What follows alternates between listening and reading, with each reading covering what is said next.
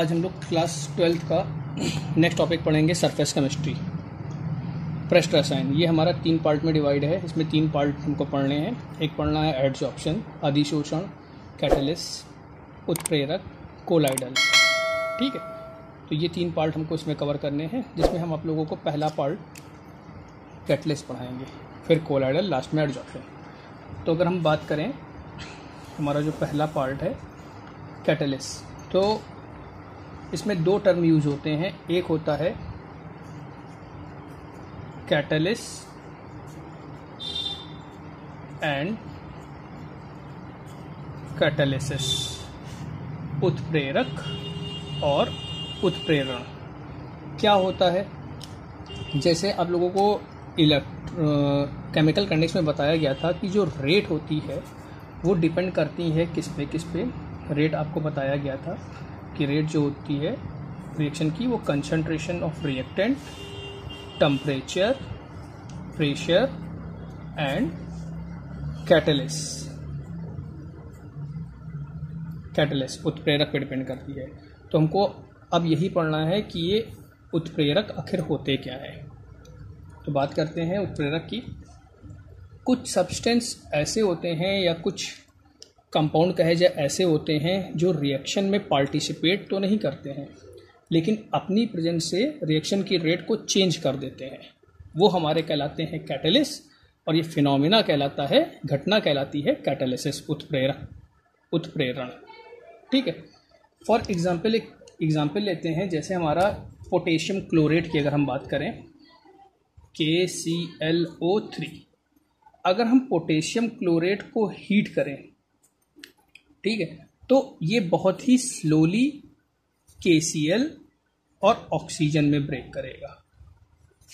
अगर हम potassium chlorate को लेकर हीट करना चालू करें तो ये बहुत ही स्लोली KCl में ब्रेक करेगा और ऑक्सीजन गैस प्रोड्यूस करेगा। लेकिन देखा क्या गया, अगर इसी पोटेशियम क्लोरेट को लमसम ये 360 डिग्री सेंटीग्रेड पर ये रिएक्शन होती थी, लेकिन देखा क्या गया, अगर सेम रिएक्शन इसी पोटेशियम क्लोरेट को मैग्नीज डाइऑक्साइड MnO2 की प्रेजेंस में थोड़ी ही मात्रा से इसकी 250 डिग्री सेंटीग्रेड पर ही इसको हीट करते हैं, तो ये ईजिली 2 KCl और ऑक्सीजन गैस हमारी प्रोवाइड कर रहा था। ठीक है, शुरुआत में जब इसको हीट कर रहे थे तो 360 डिग्री सेंटीग्रेड पर भी ये बहुत ही स्लोली ब्रेक हो रहा था। लेकिन देखा क्या गया, जब इसको मैग्नीज डाइऑक्साइड के साथ इस रिएक्शन को कराया गया, प्रेजेंस में इस रिएक्शन को कराया गया, तो क्या हुआ, जो ये रिएक्शन स्लो हो रही थी वो 250 पर ही ये रिएक्शन बहुत फास्ट होने लगी। ठीक है, तो क्या कहा गया कि कुछ सब्सटेंस ऐसे होते हैं जो रिएक्शन में तो कोई पार्टिसिपेट नहीं करते, मतलब रिएक्शन में तो कोई इफेक्ट नहीं डालते, मतलब ये इससे रिएक्ट तो नहीं करेंगे, लेकिन अपनी प्रेजेंस से ये क्या करेंगे, इसकी रेट को चेंज कर देंगे। अब रेट को चेंज करने का मतलब यहाँ पर ये हो गया कि दोनों कंडीशन पॉसिबल है, मतलब रेट को ये बढ़ा भी सकते हैं और डिक्रीज भी कर सकते हैं, इंक्रीज डिक्रीज दोनों हो गया। तो ये कहलाते हैं हमारे कैटलिस्ट, और ये फिनोमिना क्या कहलाएगा, कैटालिसिस कहलाएगा। ठीक है, तो डेफिनेशन क्या हो जाएगी, वे पदार्थ जो रासायनिक अभिक्रिया में भाग नहीं लेते परंतु अपनी उपस्थिति से अभिक्रिया की दर को परिवर्तित कर देते हैं, उत्प्रेरक कहलाते हैं, तथा यह घटना उत्प्रेरण कहलाती है। ठीक, तो इसकी डेफिनेशन लिख देते हैं यहाँ पर। तो कैटलिस्ट की रिएक्शन क्या हो जाएगी इसमें, the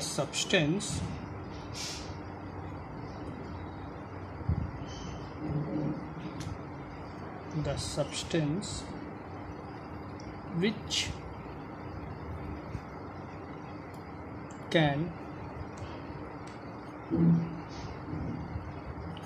change the rate of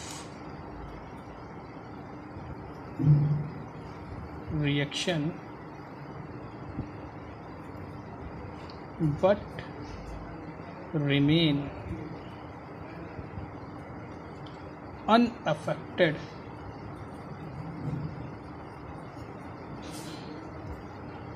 themselves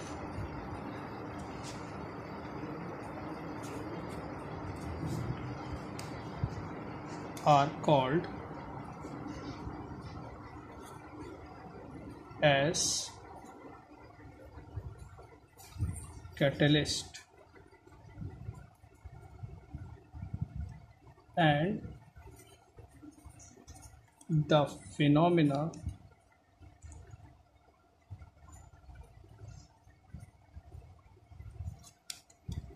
as catalysis। ये इसकी डेफिनेशन हो जाएगी।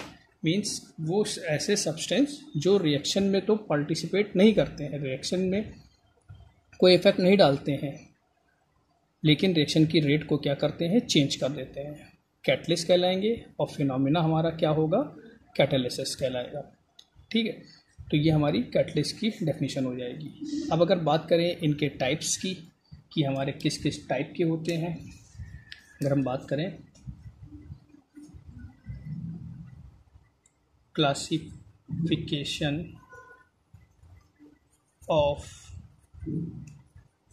कैटलिस्ट, क्लासिफिकेशन की बात करें तो क्लासिफिकेशन में देखें तो क्लासिफिकेशन में ये दो टाइप के हमारे निकल के आएंगे, जिसमें से पहला होगा on the basis of physical states of reactant and catalyst। Means उत्प्रेरक और अभिकारक की भौतिक अवस्था के आधार पर, ठीक है, on the basis of physical state end of reactant and catalyst. और सेकंड हमारा हो जाएगा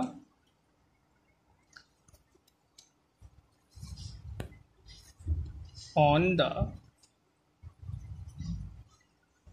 basis of mechanism of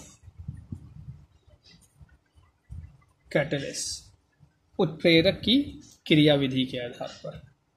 ठीक है, पहला जो है वो अभिकारक और उत्प्रेरक की भौतिक अवस्था के आधार पर, और दूसरा जो है उत्प्रेरक की क्रियाविधि के आधार पर। तो हमको इन दोनों में पहले हम लोग पढ़ेंगे on the basis of physical state of reactant and catalyst. जो पहला है हमारा on the basis of physical state of reactant and catalyst, उत्प्रेरक और अभिकारक की भौतिक अवस्थाओं के आधार पर। तो इसके बेस पर हमारे जो कैटलिस्ट होते हैं वो दो टाइप के होते हैं।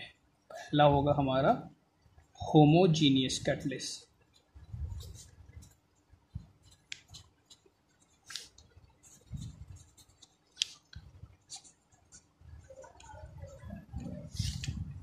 होमोजीनियस कैटलिस्ट को हिंदी में कहते हैं समांगी उत्प्रेरक।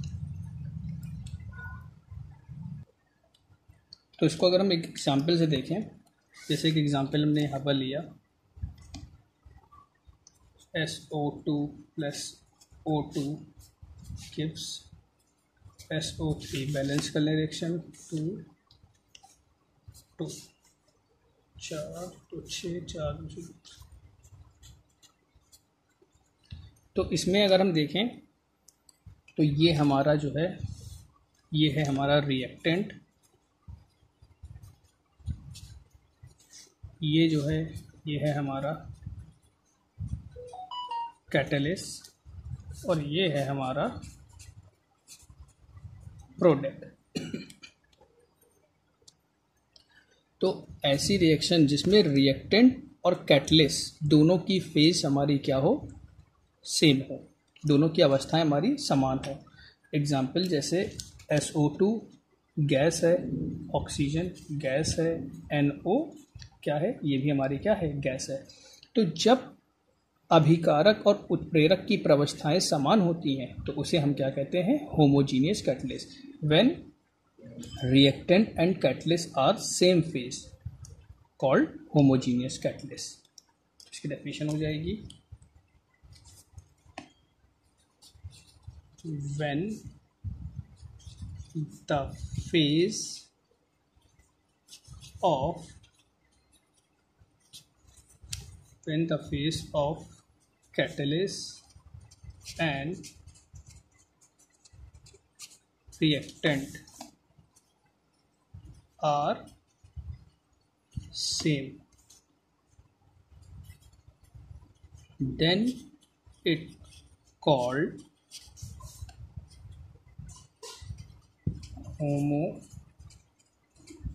homogeneous catalysis।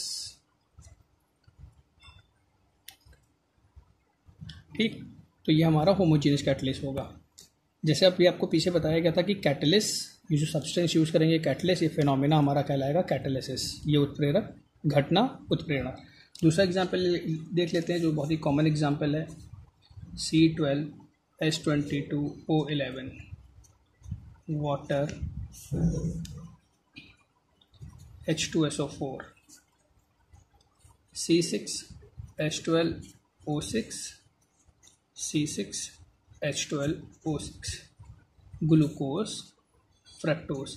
यहाँ पर अगर हम बात करें ग्लूकोज और फ्रक्टोज की, तो यहाँ पर दोनों के ये जो फॉर्मूले लिखे हैं इनको हम कहेंगे ये हमारे मॉलिकुलर फॉर्मूले, आणविक सूत्र है। इसका रासायनिक सूत्र केमिकल फॉर्मूला दूसरा होता है, जब बायोमॉलिक्यूल्स पढ़ाया जाएगा तब बताया जाएगा कि इसके केमिकल फॉर्मूले कौन से होते हैं। इसमें हमारा एल्डिहाइड, इसमें हमारा कीटोन ग्रुप होता है।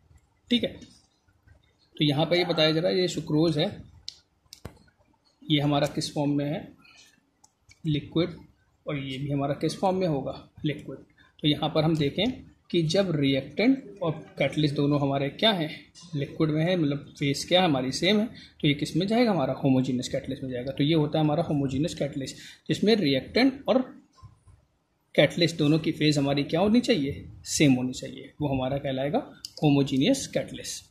नेक्स्ट बात करें अगर हम हेट्रोजीनियस की, तो इसी का अपोजिट हो जाएगा, जिसमें रिएक्टेंट और कैटलिस्ट के फेस क्या हो जाएंगे, डिफरेंट हो जाएंगे। एग्जाम्पल देखते हैं,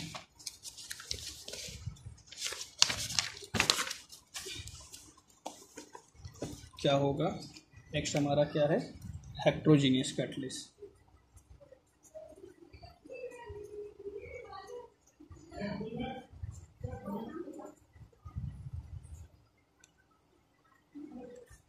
विषमांगी उत्प्रेरक कहते हैं इसको, क्या है।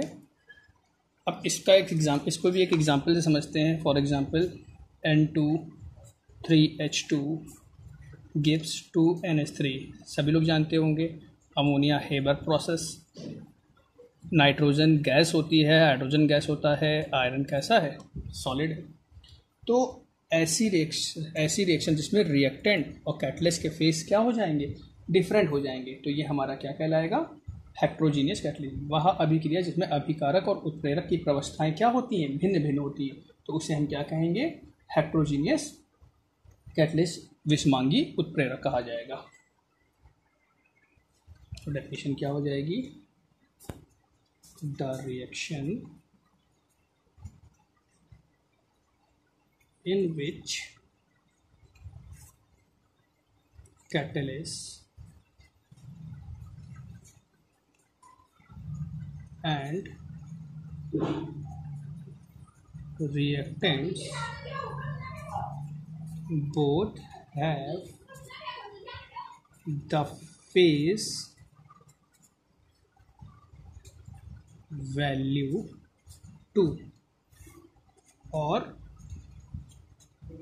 more than 2,